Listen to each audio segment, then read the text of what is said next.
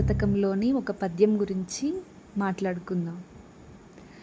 బ్రతికినన్నాళ్ళు నీ భజన తప్పనుగాని మరణకాలమునందు మరుతునేమో.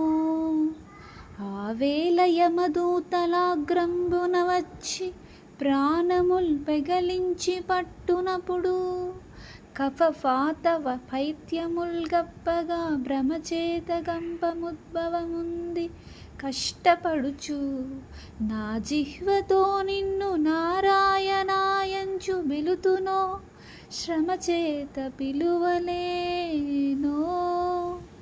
నాటికిప్పుడే భక్తి నీ నామ భజన తలచెదను చెవిని వినవయ్యా. ధైర్యముగను భూషణ వికాస ఈ ధర్మపుర నివాస దుష్ట సంహార నరసింహ దురిత దూర. ఒక ఉపాసకుడి బాధండి ఇది. బ్రతికినన్నాళ్ళు మర్చిపోకుండా రోజుకొకసారైనా సరే నీ భజన చేస్తాను, నిన్ను తలుచుకుంటాను, నిన్ను స్మరిస్తాను తండ్రి. మరణకాలం నా చేతిలో లేదు కదా, కబక్కున యాక్సిడెంట్లో పోతాను, లేకపోతే ఏదన్నా కఫ వాత ఈ రోగాలతో పోతాను, అనుకోకుండా పోతాను, అనుకొని ఇంకాసేపట్లో నా మరణం తెలుసు నాకు అన్నట్లు పోతాను. ఎలా పోతానో నాకు తెలియదు కదా, అప్పుడు మర్చిపోతానేమో రామా అనడము. ఆ సనాతన ధర్మం ప్రకారం మనమందరం నమ్మే సూత్రం ఏంటండి, చనిపోయేటప్పుడు ప్రతి ఒక్కరం యమదర్శనం చేస్తాం, యమదూతల్ని చూస్తాం. లేదు వాళ్ళు విష్ణు భక్తులు శైవులు అయితే వైకుంఠవాసుల యొక్క దర్శనం చేస్తాము. అలా యమదూతలను దర్శించినప్పుడు భయంతో ఆగ్రహంగా వస్తారేమో, ప్రాణములు పెకలించుకొని తీసుకెళ్ళిపోవడానికి. అప్పుడు నేను భయపడిపోతా, నీ నామాన్ని చెప్పడం మర్చిపోతానేమో. సంధిబంధములు శరీరంలో నుంచి వదిలేటప్పుడు ఆ యొక్క నొప్పి వల్ల ప్రాణాలు విడుస్తుంటే ఆ నొప్పి వల్ల కూడా నేను నీ నామం చెప్పడం మర్చిపోతానేమో. నోరార ఈ నాలుకతో రామ నారాయణ అని మనం ఎప్పుడు ఏ మంత్ర జపంలో అయితే ఉంటామో ఆ పేరు నేను పిలవగలనో పిలవలేదో, పిలవాలన్న మనసు ఇప్పుడైతే నాకుంది. అప్పటికి నేను పలకగలనో లేదోనయ్యా, ఇప్పుడే పలుకుతున్నా, నా కోసం ఆ అకౌంట్లోకి ఇప్పుడే వేసేవా అని శ్రీధర్మపుర నివాస దుష్ట సంహార నరసింహ దురిత దూర నారసింహస్వామిని ఉపాసకుడు వేడుకుంటున్నాడండి. తప్పకుండా ప్రతి ఒక్కరూ ఆలోచించాల్సిన క్షణం ఏంటంటే చావు. ఎవరో ఒకరం ఎప్పటికైనా చనిపోవాల్సిందే. ఎలా చనిపోతాం? చనిపోయేటప్పుడు మన మనసు దేని యందు నిలిచి ఉంటుందో అదే మన ప్రాప్తమవుతుంది. ఇప్పుడంతా విలాసాలలో ఉండిపోయి వేరు వేరు విషయాల పట్ల మనం ఆసక్తి పెట్టుకొని చివరిలో చచ్చిపోయేటప్పుడు రామ అనగలను, స్వామిని తలుచుకోగలనంటే చాలా అసాధ్యం. భరతుడు అనే ఒక రాజు ఉండేవాడు.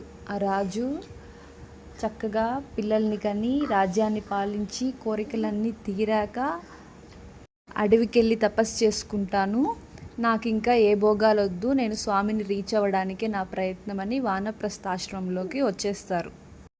అక్కడ తన సాధన చేసుకుంటూ ఉండగా మధ్యలో ఒక చిన్న జింక పులిబారి నుంచి తప్పించుకుంటూ ఒక లేక్ని క్రాస్ అవుతుంది.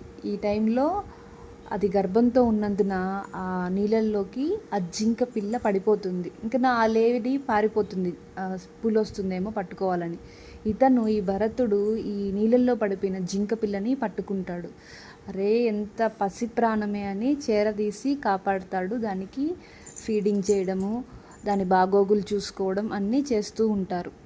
కొంతకాలానికి మనది అనే ఫీలింగ్ బాగా ఎక్కువైపోయి దాని మీద ముద్దయిపోయింది, గారాబం అయిపోయింది.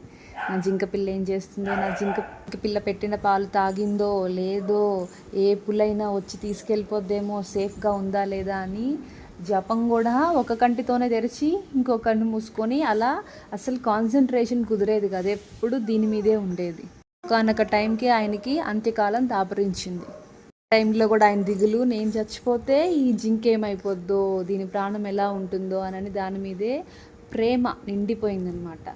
అంత తపస్సు చేసి అంత మంచి స్థానాన్ని గెయిన్ చేసి కూడా లాస్ట్కి ఆ జింక ఎందే మనసును పెట్టి చనిపోవడం వల్ల వచ్చే జన్మలో అతడు జింకగా పుడతాడు. ఎందుకోసం వచ్చాడండి? పిల్లల్ని, భార్యని, రాజ్యాన్ని అందరినీ వదిలేసి మోక్షం కోసం వచ్చాడు. ఎక్కడ మిగిలిపోయాడు? సో ఈ అభిమానము, ప్రేమ ఇవన్నీ ఎలాంటి బంధకాలో ఆలోచిస్తున్నారా?